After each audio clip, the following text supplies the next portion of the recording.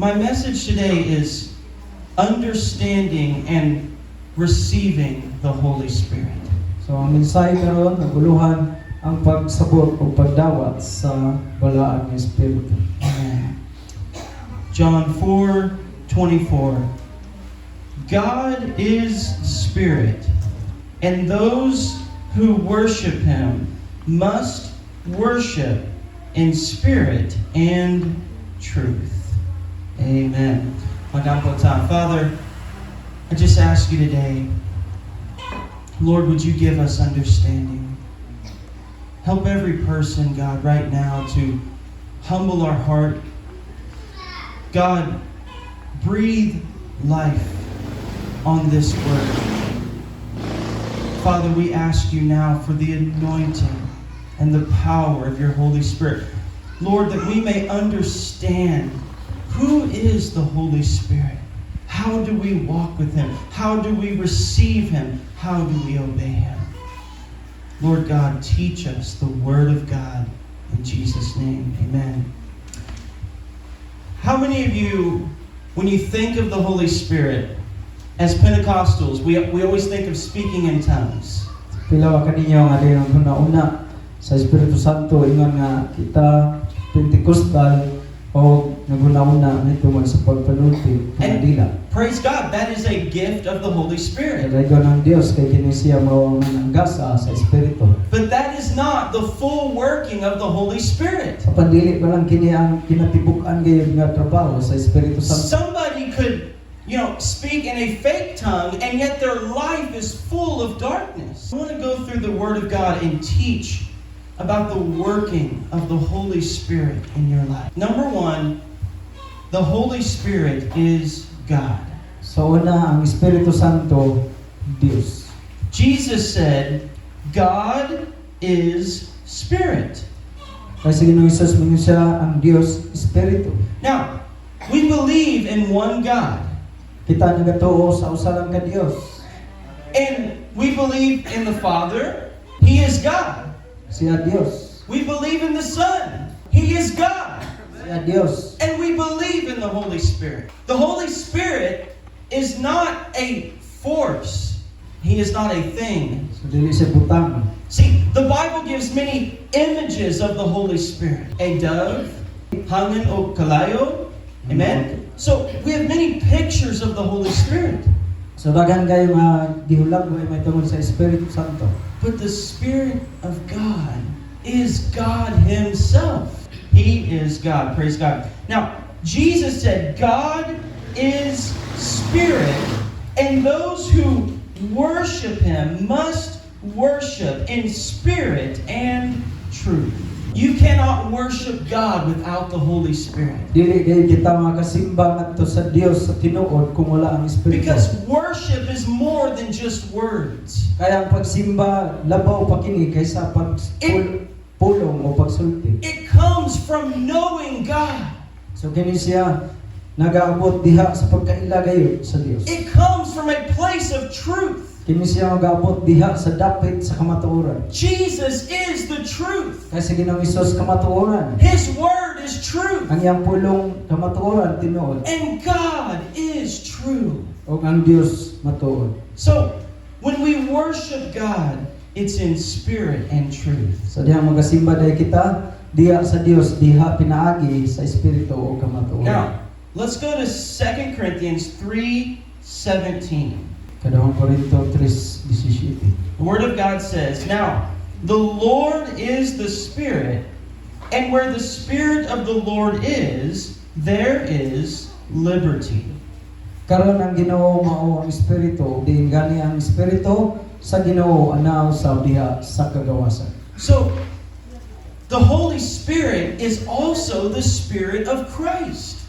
So ang espiritu mao pud ni siya ang espiritu diha ni Kristo. Now, Jesus is not the Holy Spirit. Sa Ginoong Hesus dili mao ang Espiritu Santo. Jesus is not the Father. Si Hesus dili pud mao ang amahan. But they are the one God. Apan siya usa sa Dios. And they share the same Spirit. O sila kining nakikabitay sa samang espiritu. Because there's only one God. Tungod kay usa lamang ka Dios. When we receive the Holy Spirit, Sa diha kita nagadawat sa Espiritu We are Santo. receiving the Spirit of Christ. Kita nagadawat diha sa Espiritu ni Kristo. Jesus said, "It is important that I go away." Kay sa Ginoong Hesus siya nga kinahanglanon gayon nga din akong magaadto Because I will send the Holy Spirit. aron nga akong ikapadala ang Espiritu Santo. And he said that the Holy Spirit brings freedom or liberty. Pag nangyong diri nga ang Espiritu Santo nagadala dayon nagahatag kini og kagawasan. Amen. Now, the Holy Spirit is the promise of the new covenant. Ang Espiritu Santo mao kini ang gisaad may tungod dinhi sa bag-ong kasabutan o bag-ong tugon. Now let's go to Ezekiel chapter 36. Ezekiel 36. Verse 26 and 27. Kinsa mo basa sa Bisaya? This is the promise of the new covenant. Kini mao ang saad sa bag-ong kasabutan. Not only the forgiveness of sin. Dili lamang sa paghatag og pasaylo sa sala. See, just as in the old covenant, So kini siya nausab dito sa kinindaan kasabutan. they constantly offered sacrifice Sila nagapadayon sa paghalad o halad for sakripisyo their sin. alang sa ilang sala. It was a constant reminder. O kini kanunay gayon nga nagapahinumdom kanila. But Jesus shed his blood Apan sa Ginoong Hesus miula siyang dugo. once and for all Kini makausa alang sa tanan for the forgiveness of our sin. para sa kapasaylohan sa kasalanan. And the same is true of the Holy Spirit. O kini sama diha sa wala nga espiritu. You would see the Spirit of God in the Old Testament. Ato usab nga makita ang espiritu sa Dios sa daang kasabutan. He would come upon people. Siya anaa diha usab sa mga katawhan. Samson was anointed by the Holy Spirit. So sama usab nga kini siya nagadihom pinaagi sa espiritu. The Bible Si Samson. says of Daniel, Sa kinabuhi usab ni Daniel, he had an excellent spirit. nakabaton siya og kining maayo nga espiritu. Even the godless king Bisan pa ang kining dili Dios nun nga mga hari. said, "In him is the spirit of the holy God." Og ningingon ang hari nga diha kaniya anaa ang espiritu sa Dios. But in the new covenant, Dili sa bagong tugon, the Holy Spirit lives inside ang Espiritu Santo nipuyo sa sulod. and he remains. O kini siya magapabilin. See, he would come upon people Siya agaabot kayo diha sa katawhan in the Old Testament. sa daan nga tugon. But when we are born again, Apan sa diya nga kita nahimong sa pag-usap. he said, "I will give you," verse 26, "a new heart, and I will put a new spirit within you." Sa bersikulo 26 sa tagan ko usab gamo sa usa ka bag-o nga kasing-kasing ug ang usa ka bagong espiritu igaputang ko sa sulod ninyo. See, salvation is the work of the Holy Spirit. Ang kaluwasan trabaho kini sa Espiritu We are Santo. dead in our sins. Kay kita mga patay man tungod sa We sala. have no power to respond to God. Wala kita igo nga kagahom nga di nato kini matubag ang Dios. He said, "You have a heart of stone, Kay naging sa diri nakabaton kamo naa kamoy kining batuon nga kasing-kasing. but I will give you a heart of flesh. Apan ingon siya nga og ako maghatag kaninyo og kasing-kasing nga unod. I will put my spirit within you, Ug akong ibutang sa sulod ninyo ang espiritu. and I will cause you to walk in my law." O ako ang gatawag kaninyo nga diin maggalakaw nga maggalakaw mo diha sa See, pagmukma. that's Asa why kong balak kasuguan. the children of Israel could not keep the word of God. Mao kana ang kini mga anak sa Israel, wala kayon sila makatipig o makatuman diha sa pulong sa Dios. There's no power in the flesh to obey God. Kay wala kay iko nga kining gahom diha sa unod sa See, pagtahon sa Dios. The new covenant, we are saved by the grace of God. Sa bagong kasabutan kita naluwas pinaagi sa grasya sa Dios. We don't need lambs and sacrifices, Wala na ta magkakinahanglan nga og kining mga karnero para ihalad. but the Lamb of God. Apan ang kordero sa Dios, And because the Spirit of God is in us, ug tungod kay ang espiritu sa Dios anama sa sulod kanato, we have power to obey the Lord. na kita'y kusog o kahong nga diin makatuman, makatahod ta He sa said, Ginoo. "I will put a new heart within you." Ug maingon siya nga, o ako magabutang kanimo og bag-ong kasing-kasing. That's the new covenant. Mao kini ang bag-ong kasabutan. You go from dead to alive. Nga gikan sa kining sa patay ug ngadto sa kinabuhi. Now, let's go to Ephesians 2, verse 22. Piso 2:22.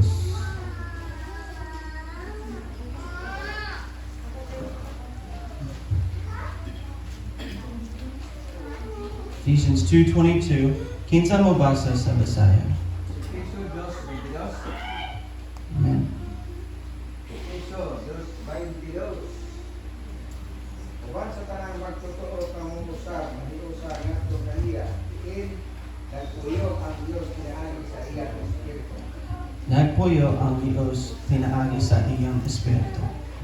It says you are being built together for a dwelling place of God in the Spirit.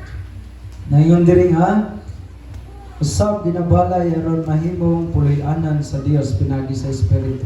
That's the will of God. Mao kini ang kabubuton sa Dios. That's the desire of God. Mao kini ang tinguha sa Dios. For every individual, Alang sa matag usa, for every marriage, alang sa tanan nga kining mga minyo, for every church, sa matag simbahan, every nation, sa matag nasod. that we would be a dwelling place of God in the Spirit. Kung gusto siya nga diyan kita mahimong puloy-anan sa Dios pinagi sa espiritu. Think about Jesus. Sa ato nga pamalandungan si Jesus. The Bible says God anointed Jesus of Ang Nazareth Biblia nagasulti nga diin ang Dios nagadihog kang Jesus na Nazaret na. with the Holy Spirit and power. Diha sa Espiritu Santo ug gahom. And John the Baptist received a sign from God. Og si kining Juan Bautista nakadawat siya og ilhanan gikan sa Dios. How he would recognize the Messiah. Unsaon kuno pag-ila sa Mesiyas. The one that you see the Spirit ascending and remaining. Na siya nga diin makita nimo ang Espiritu Santo nga mikunsad kaniya og nagpabilin diha kaniya. The one whom the Spirit remains. Nga siya nga diin ang Espiritu Santo nagpabilin. Many prophets had been anointed of the Holy Ghost. Daghan ang mga manalagna nga diin sila gidihugan diha sa balaan nga Espiritu. But the Spirit of God remained upon Jesus. Apan ang Espiritu sa Dios nagpabilin diha kang Hesus. That was an example of the new covenant. Mao kini ang kining ihemplo diha sa bag-ong kasabutan. See, man has no strength to serve God in himself. Ang tao walay igo nga kining kusog aron alagaran ang Dios diha lamang sa iyang kaugalingon. We either walk in the flesh or the Spirit. Nga diha siya kaugalingon magalakaw man siya ba diha sa unod or sa Espiritu. In the flesh, we would only destroy ourselves. Diha sa unod ang ato ra gyud nga may tabo sa atong kaugalingon is maguba ra gyud ni diha ang atong nga kaugalingon tungod sa unod. But where the Spirit of the Lord is, there is liberty. Apan diha sa Espiritu sa Ginoo dunay kagawasan. God was the one that brought you to Christ. So ang Dios siya nga di nagadala kanimo diha kang Kristo. You were dead in your sin, Patay ka tungod sa imong kasalanan. and He raised you to life. O siya nagabanhaw kanimo gikan o diha sa kinabuhi. God showed Ezekiel the valley of dry bones. So ang Dios nagapakita siya pananawon kang Ezekiel dito sa walog sa mga bukog. Can these bones live? Og miingon siya nga mabuhi pa ba kining mga uga nga bukog. And He said, Ezekiel, prophesy to the wind. Og ang Dios mingon nga din og mamulong ka managna ka pinaagi sa hangin. And these dead bones began to come together, and flesh, they came alive. Og ang kining ugang nga mga bukog nagsugod sila diha sa pagkatakdo sa ilang matag usa ka kining butahan o nahibalik ang unod. That's the power of the Holy Spirit. Kana tungod sa gahom sa Espiritu Santo. He will give you a life in Christ. Siya nagahatag kanimong kinabuhi diha nga naa So- ni Kristo. God wants us to live a spirit-filled life. So So gusto sa Dios nga di magkinabuhin kita niya ng puno gayon sa espiritu. We are called to be supernatural. Gitawag kita niya ng dili kasagaran. We are called to be witnesses for God. Kita gitawag aron nahimo tang ating pamatuod alam sa Dios. To walk in a strength that's not our own. So magalakaw ta nga dili sa kaabilingon natong nakusog. Now, the Word of God says, you are the temple of the Holy Spirit. Ang pulong sa Dios nagingon nga din kita mao ang templo o puloy-anan Now, sa espiritu. In the Old Covenant, there was a temple, and the presence of God was in the temple. Sa daan nga kining kasabutan, doon ay templo nga din ang presensya sa Dios naa sulod sa templo. But now, God does not dwell in temples made by hands. Karon ang Dios dili na siya magpuyo diha lamang sa kining templo o balay nga hinimo sa tao. But He inhabits His people. Apan siya mopuyo diha sa iyang katawan. God lives inside of you. Ang Dios mopuyo siya o nagpuyo siya sa imong nga sulod. That's amazing. Usa ka kahibulungan The God who created all things. nga ang Dios nga nagabuhat sa tanang butang. See, if we are left to ourselves, Kung kita if we are left to our own sins, so kung kita kining mobiya sa tong sala, without God, kung wala ang Dios, we would go deeper and deeper into darkness. so kita ang atorging padulngan ana nga hinuon kita mo labi pa gayon nga di naatas kani. Because the heart is deceitful and desperately wicked.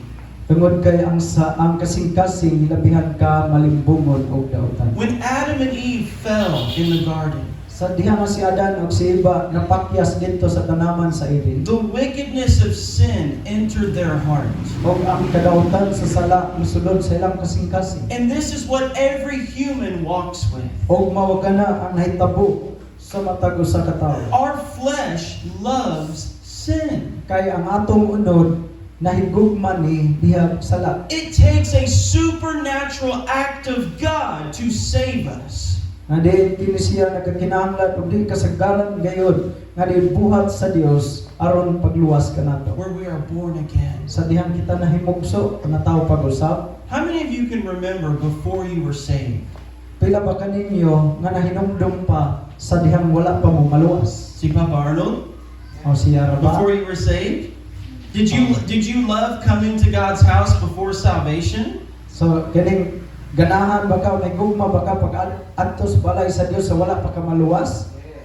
See? So before salvation, we have no desire for the things of God. So wala pa gayon nga abot ang kaluwasan sa atong kinabuhi. Wala tay pangandoy nga mo adtos balay sa Ginoo. Until God starts to call us. Hangtod nga diin ang Dios nagsugod siya sa pagtawag kanato. Jesus said, no man can come to me unless the Father draws Kay him. si Ginang Hesus maingon wala kayo'y tao nga diin makaanhi kanako gawas kung kabigon siya sa amahan. It's a supernatural act of God. So mao kana ang dili kay kasagaran nga trabaho o buhat sa Dios. Now let's go to the Gospel of John, chapter 14. Juan kapitulo 14 And verse 16 and 17. And I will pray the Father, and He will give you another helper, that He may abide with you forever. The Spirit of truth, whom the world cannot receive, because it neither sees Him nor knows Him, but you know Him, for He dwells with you and will be in you.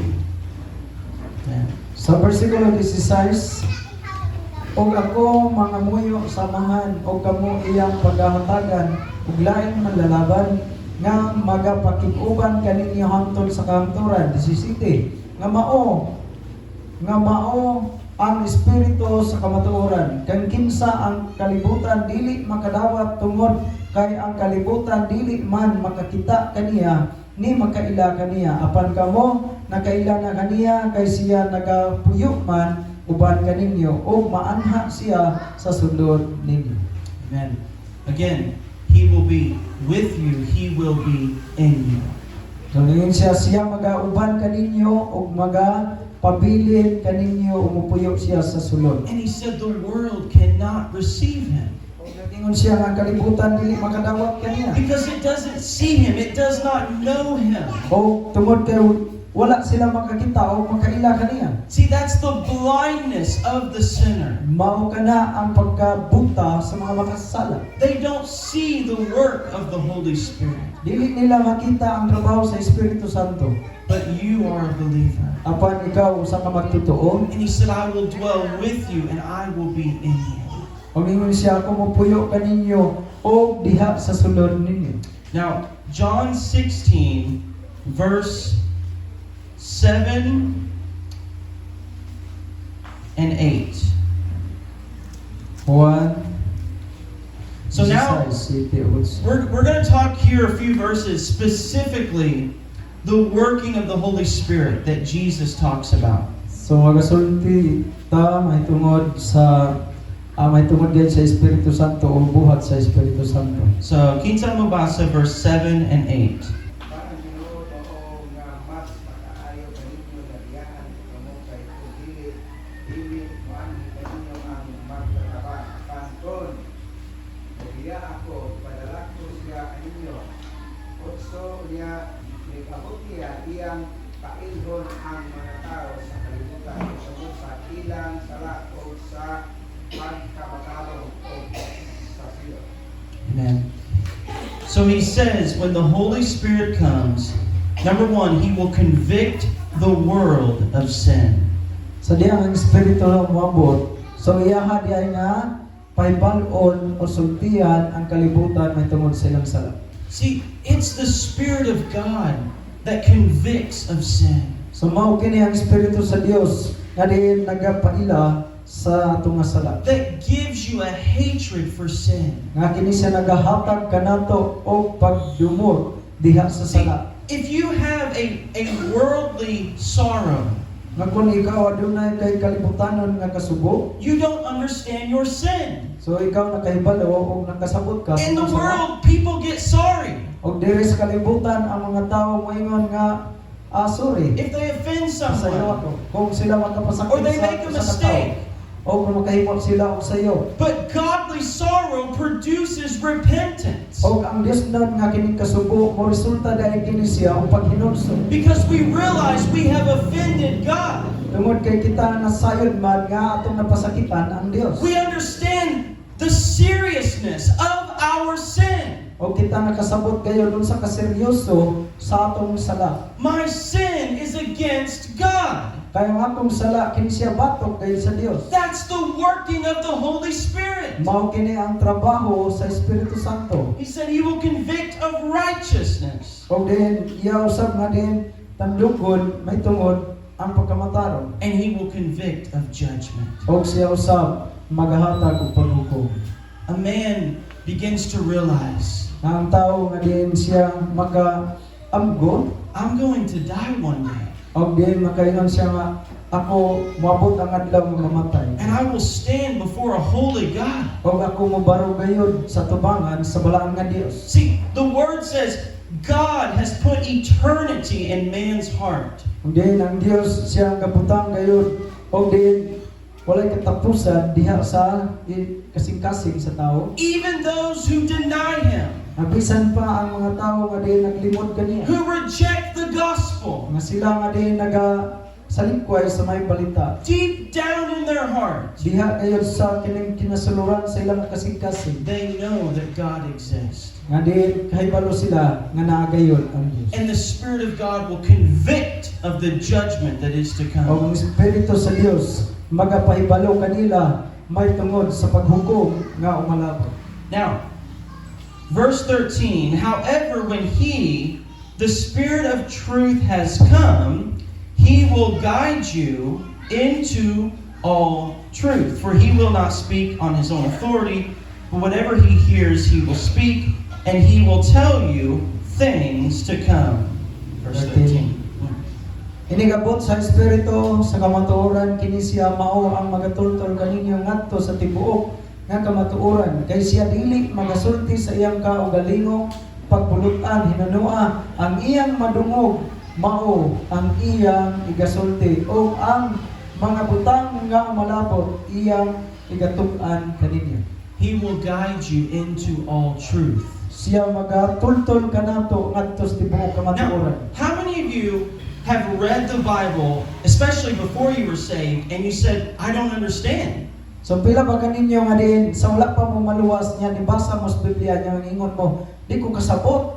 How many people have been to a church service and you didn't understand the Word of God? So pila ba kaninyo nga din o mga katawhan nga mo adto simbahan o simba niya minos pulong sa Ginoo niya dili sila kasabot. Even truth Bisan sa kamatuoran is revealed by the Holy Spirit. kini siya igatug-an gayud pinaagi sa Espiritu. When you read the Word of God, Sa diha nga ikaw magabasa sa pulong sa Dios. the anointing will teach you all things. O ang dihog kini siya magatudlo kanimo sa tanang butang. That's what John said. Mao kini ang gisulti ni Juan. You have an anointing from the Holy One. Nga din kamo nakabaton sa dihog gikan sa Dios. And you need not that any man teach you, O din wala nang kinahanglan nga dunay mga tao pa nga magatudlo but kaninyo. the anointing which abides in you Apan ang dihog kini di siya magatudlo will magatudlo teach you kaninyo all pagpabilin. things. O siya magatudlo kaninyo sa tanang butang. The anointing is the power of the Holy Spirit Ang dihog kini siya gahom sa Espiritu to Santo. break the bondage, Aron nga iyang bungkuon ang tanang mga gapos.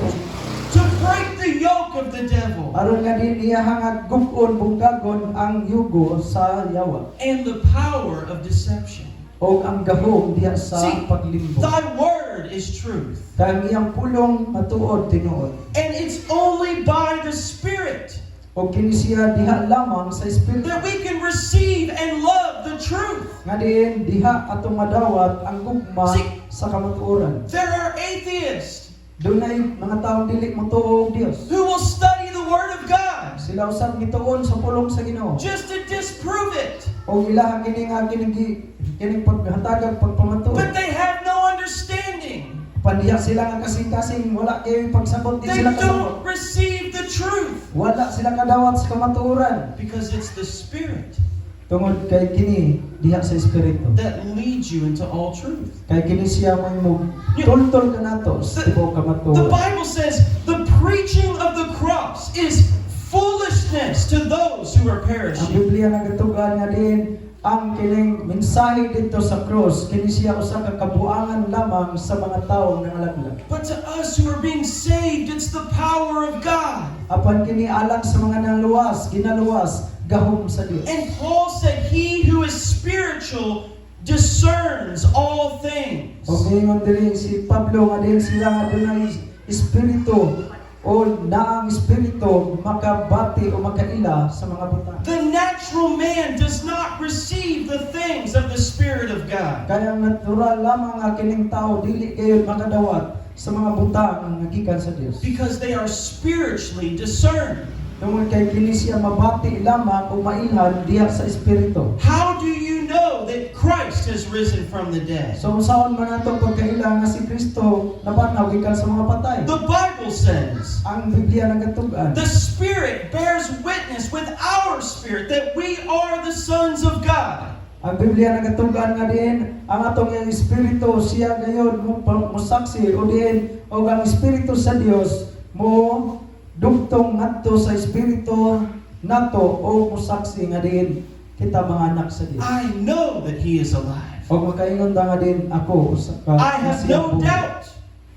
I've never seen Christ in person. Nga din wala kay pagduduha nga din dili ta makaingon nga wala ko kita ni Ginoong Hesus sa personal. But Jesus said, blessed are those who have not seen and yet believe. O mingon si Ginoong Hesus bulahan sila nga wala makakita pero nituo. See, it's the preaching of the gospel. Mao kini ang giwali sa maayong balita. It's the power of God's word. Mao kini siya ang gahom diha sa pulong sa Dios. And the Spirit gives life. O ang espiritu naghatag og kinabuhi. And the sinner bears witness. O ang mga makasala sila nakakita nakasaksi. Something opens in their heart. O adunay kining pinasay o butang nga din nakaapli sila kasing-kasing. And their eyes are are open. O ang ilahang mga mata na abli. Jesus is Lord. O si Ginoong Isus, Ginoo. That's the Holy Spirit. Mao ka na ang trabaho sa Espiritu. He guides into all truth. Siya ang gatultol diha sa tibuok kamatuoran. And he said, He will tell you things to come. O nagingon siya diri, og siya magasulti may tungod sa mga butang o malabot.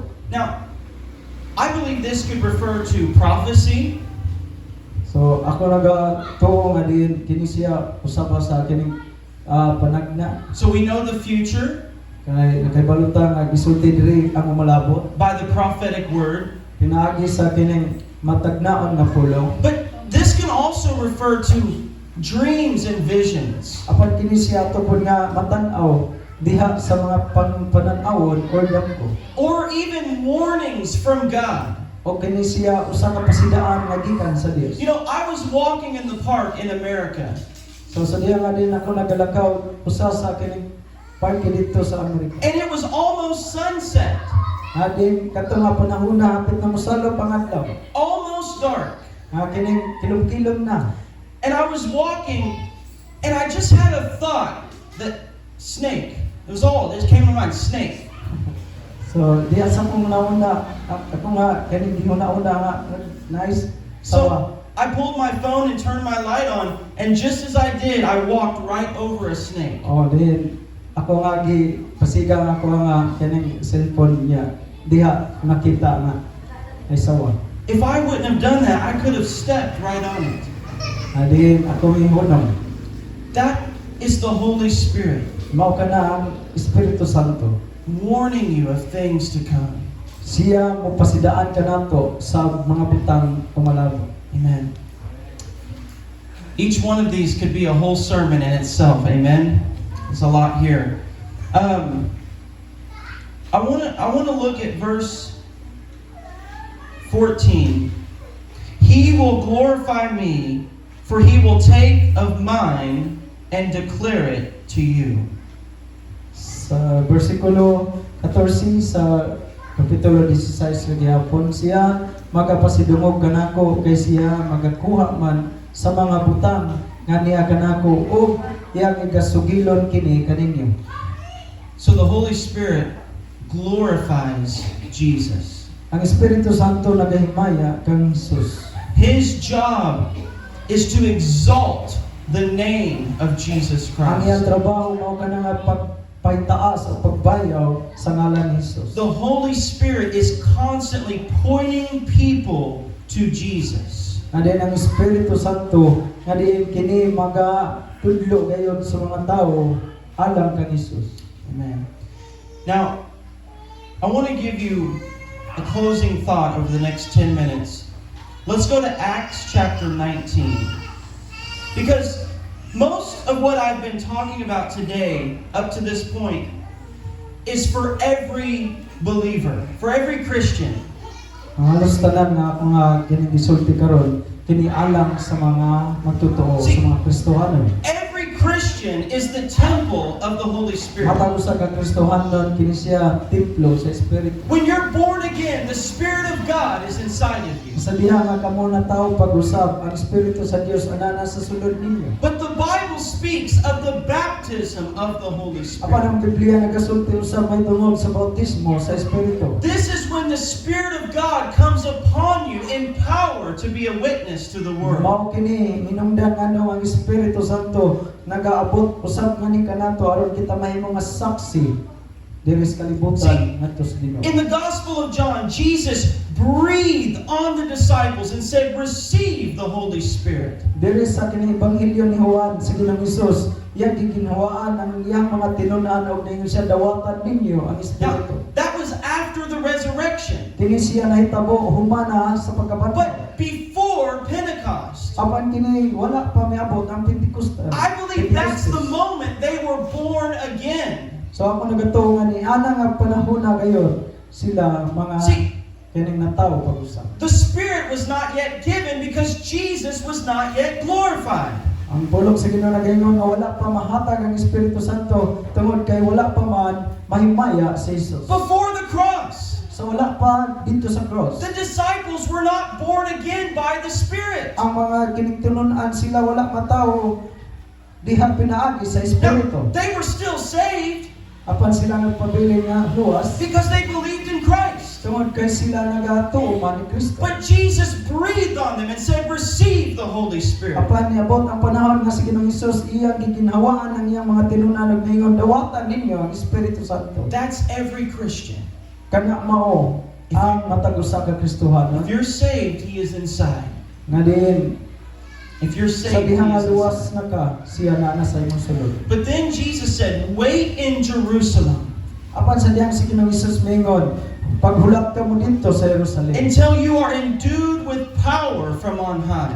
Nga din, hangtod nga kamo kakunsaran sa gahom gikan sa itaas. That's the fire and the anointing of the Spirit. Mao ka na ang kalayog dihog sa Espiritu. That's the baptism of the Holy Mao ka Spirit. na ang bautismo sa Espiritu. Just like when you go in the water, you are covered by the water. Sa sama nga kahimtang sa diyang niadto ka mo sa tubig, unya kining uslob ka mo sa tubig. When you go into the presence of God, Sa diyang nga kamo ni adto sa presensya sa and He Dios. comes upon your life, O kini nagabot sa imong kinabuhi. He is inside and outside. Nga din ana siya sa gawas ug sa sulod. He covers your life. Diyang gitabunan ang imong kinabuhi. He gives you boldness. Siya naghatag kanimong He kaiso. gives you a fire for Siya God. naghatag kanimong kalayo alang sa Dios. And there's a desire for more of His presence. O aduna usay kining tinguha nga dugang pa diha sa iyang presensya. Now, I want to show you a very clear scripture. Kung ako magapakita kaninyo o kanang klaro kayo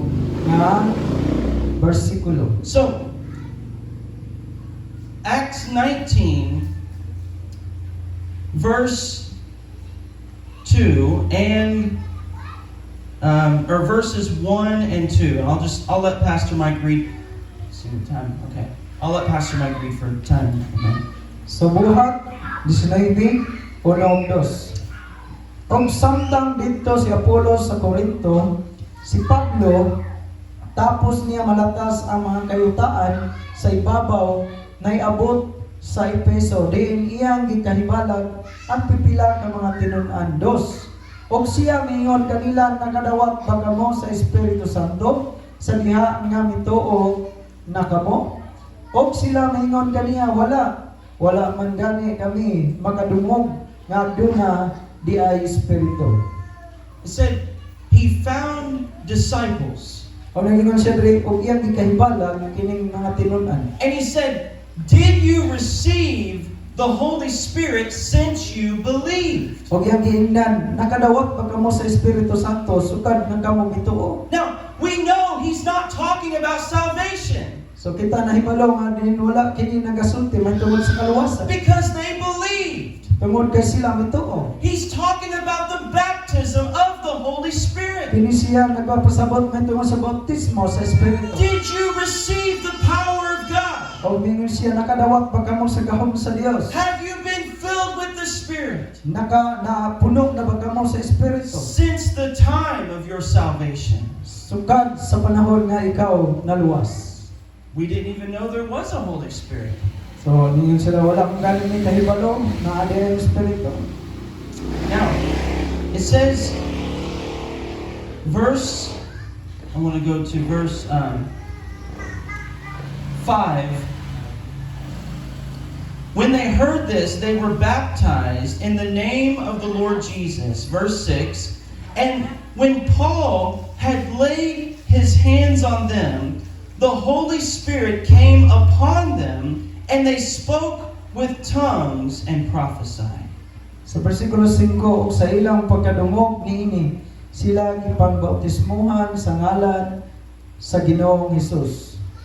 6. Og sa napandungan na sila si Pablo sa iyang mga kamot, ang Espiritu Santo mikunsad kanila og sila na nagpanulti sa laing mga pinulungan. So the Spirit of God comes upon them, O ang Espiritu sa Dios niabot kanila. and they speak with tongues and they prophesy. Kung sila misugod sa pagsultig mga dila o nagapang propesya. Now you see this in Acts chapter 2, So kini ato pong makita dito sa kapitulo 2 sa mga buhat. Acts chapter 8, sa kapitulo 8 sa Acts chapter 10, o sa kapitulo 10. that the Spirit of God would come upon His people. Ang Espiritu sa Dios nagaabot ngadto sa iyang katawan. And they would begin to speak another language. O sila nagasugod sa pagsulti laing And pinulungan. they would prophesy the work of God. O din sila nagapanagna pinagi sa pulong sa Dios. See, God had given them His power At ang makita nga ang Dios naghatag kanila gahom in the face of persecution diha sa pagatubang sa mga paglutos. to speak without fear Sa pagsulti nga wala kayo kung kahadlok. and to speak with power. Nga din magasulti uban ang gahom. Paul said, my preaching was not in word only, but by demonstration of the Spirit and power. Ngayon si Pablo nga, ang ako nga kining pagwali dili lamang ito sa pulong apan kini usa ka pagpadayag pinaagi sa gahom o sa Espiritu sa Dios. Amen.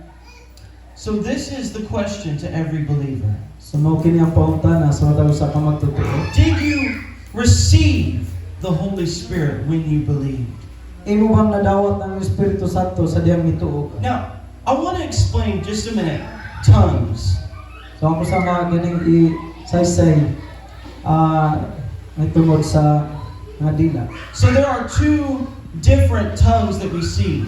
So dunay duha ka nakalain-lain nga din mga gisgutan may tungod sa dila nga tumakita. On the day of Pentecost, they spoke human language supernaturally.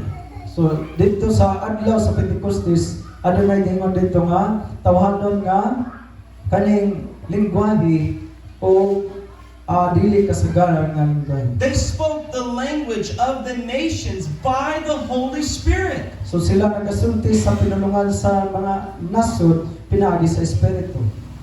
That is a supernatural gift of God. Mao kani ang dili kasagaran nga gasa sa Dios. I would love if I could just preach in Messiah by the working of tongues. Adin, ganahan ko nga din magawali ko Bisaya pinagi sa pagpamuhat o pagsulti diha sa mga dila. But then there is praying in tongues. Apan aduna pa gitawag nga kining og pag-ampo sa mga dila. Let me show you this in 1 Corinthians. Diri sa I think we're almost out of time. Napamodiha? Amen? I'm trying to be quick. There's so much, amen, but we want to learn God's word. So let's go to 1 Corinthians 14. Just a couple more minutes. I want us to have understanding and for you to be able to study this for yourself. Amen. So, verse 14, 1 Corinthians 14, 1 and 2 says, or verse 2, for he who speaks in a tongue does not speak to men, but unto God, for no one understands him. However, in the Spirit he speaks mysteries. Verse 2. Verse 2. himua ang gugma ang verse 2. Yeah, just verse 2. Versikulo 2, kaya nagapanulti mga dila, nagasulti dili ngadto sa mga tao, kundi dili ngadto sa Dios. Kay wala may makasabot kaniya, bisan tuod siya nagapanulti mga tinago diha sa Espiritu. See, he doesn't speak to men, but unto God. So atong kaplagan nga wala kini siya nakigsulti o nagsulti sa tao kundi dili ngadto sa Dios. And he said, in the Spirit, he is speaking mysteries. Og nagingon diri nga diha sa Espiritu siya nagasulti mga butang tinago. Amen? And that's what we can have. The prophet Isaiah said it was a time of refreshing. Dito sa kining gisulti ni Isaias na manalagdan siya panahon sa kahayahay. Amen. So, every believer works in the fruit of the Spirit. So matag usa nga diin ka mga magtotoo kini siya nagapamuhat may tungod sa bunga sa The Espiritu. love of God, Sa gugma sa Dios, the patience of God. pagkantaygo, Amen. But to be baptized in the Holy Spirit, pandiha sa pagkabautismuhan sa Espiritu. you will start working in the gifts of the Holy Spirit. Kini siya gasugod diha sa gasa sa Espiritu. Prophecy, O diha sa pagtagna, miracles, milagro, healing, o kining kayuhan, discerning of spirits, o kining pag-ila naagi sa Espiritu. That comes when you are filled with the power of God. Kini siya nga gaabot sa diyang ikaw napuno diha sa gahom sa Dios. And you know, in Acts 2, they were filled with the Spirit. Diya sa kapitulo 2 sa buhat sila napuno sa Espiritu. And in Acts 4, they were filled again with the Holy Spirit. Og sa kapitulo 4 naggasulti dito og napuno na usab sila pag-usa. See, there are times of refreshing At doon na kayo'y panahon sa kahayahan. where God will give you a fresh anointing. Kaya ang Diyos siya maghahatag kanimo bag-o nga dihok. He will fill you afresh. Na diin aron mobati ka og din kahayahan. Amen. So, as we close today, I want to encourage everyone to open your heart to the Holy Spirit. So sa magatapos na karon, idasig muna ko nga din inyo nga pablihan ang inyong kaugalingon kasing-kasing alang sa Espiritu. I cannot force a move of God, Dili nato di nako mapugos ang pagpalihok sa Dios. but I do believe as we sing to God Kung ako nagato sa dihang kita mag-aawit sa Dios and we open our heart, o binuksan ang kasing-kasing, we can receive refreshing from the Lord. kita makadawat diha sa kahayahay nga gikan sa Ginoo. Amen. So let's close and let's open our heart to God and say, Lord, I want to know the Holy Spirit. So diha nga kita magatapos. So atuwa nga kinang tinguhaon nga din nagaingon ta nga din gusto ko nga makaila gayon sa Espiritu. I want your power. Gusto ko sa inyong gahom. Amen. And you can receive today in Jesus' name. Amen.